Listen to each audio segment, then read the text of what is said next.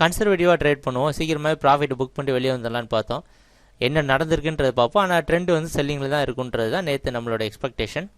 என்ன நடந்திருக்குன்னு பார்ப்போம்.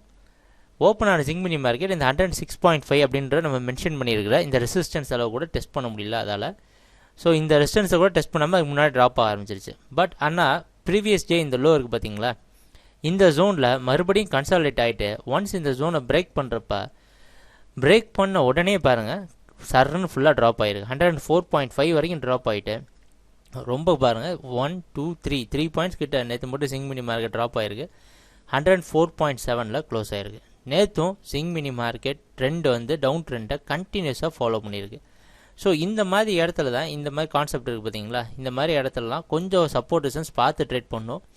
இன்றைக்கி சிங்க் மினி மார்க்கெட் எங்கே ஓப்பன் ஆகும்னு எக்ஸ்பெக்ட் பண்ணுறோன்னா 102.5 இல்லை அதுக்கு ரொம்ப கீழேயோ 102.5 இல்லை அது கீழே ஓப்பன் ஆகிறதுக்கு சான்சஸ் இருக்குது.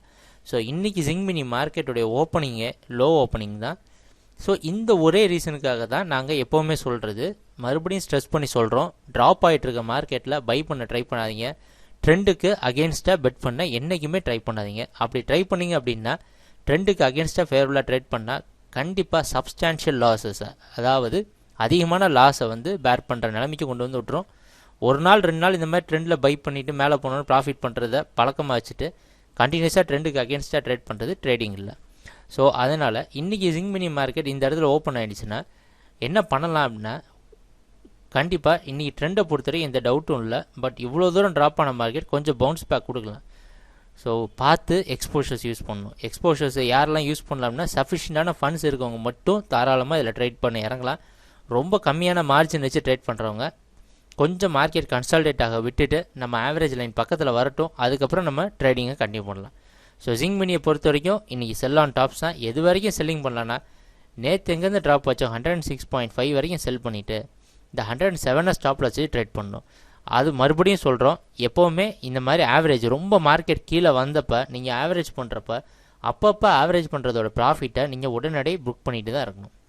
அதாவது இப்போ 102.5 நீங்கள் ஒரு லாட் செல் பண்ணுறீங்க, 103.5 104.5 அப்படின்னு ஒவ்வொரு பாயிண்ட் நீங்கள் செல் பண்ணாலும் எப்போ இப்போ 104.5 நீங்கள் செல் பண்ணது 103.5 வந்ததுன்னா உடனே அந்த ப்ராஃபிட்டை ஒவ்வொரு தடவையும் புக் பண்ணிட்டே வாங்க.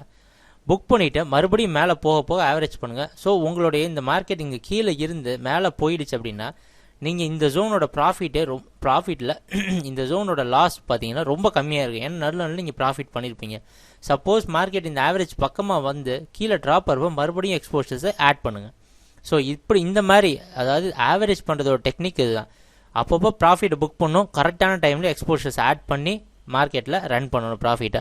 ஸோ அந்த மாதிரி ட்ரேட் பண்ணுறதுக்கு சஃபிஷியண்டான ஃபண்ட்ஸ் வேணும். சஃபிஷியண்டாக ஃபண்ட்ஸ் இருக்கவங்க மட்டும் உள்ள நீங்கள் ட்ரை பண்ணலாம். மிச்சம் இருக்கவங்க மார்க்கெட் கன்சால்டேட் ஆக விட்டுட்டு கொஞ்சம் வெயிட் பண்ணலாம். பேனிக் ஆக வேண்டாம், என்னடா இவ்வளோ ப்ராஃபிட் வச்சு நம்ம புக் பண்ண முடியும் அப்படின்னு பண்ண வேண்டாம்.